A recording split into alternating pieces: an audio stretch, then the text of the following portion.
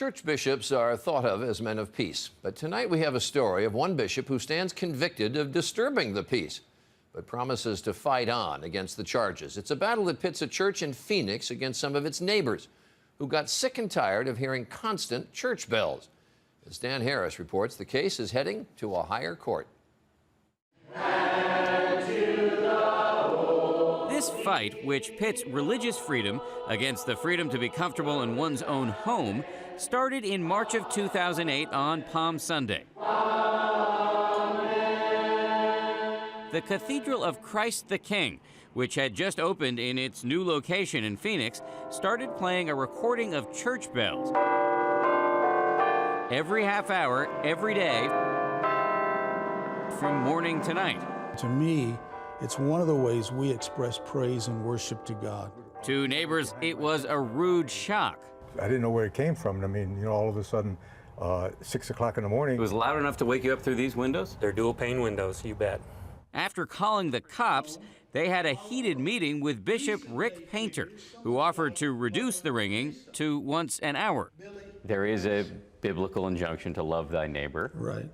Should you not have offered perhaps an even greater compromise? Such as? Let's only ring the bells on Sunday. But see, God's not just God on Sunday. What is wrong with celebrating God?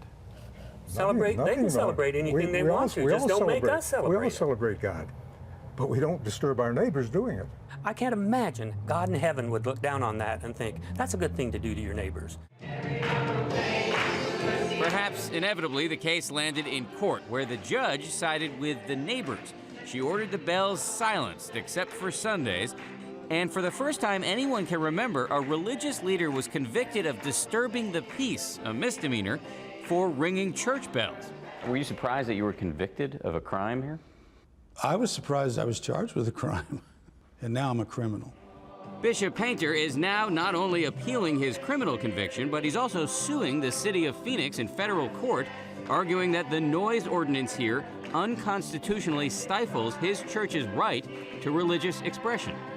For now, the bells sit silent, and while the neighbors are content, Bishop Painter is praying for a change. If you win your case, you stand ready to turn those bells back on. Yes, sir. And you're fully planning to do so. Yes. Dan Harris, ABC News, Phoenix.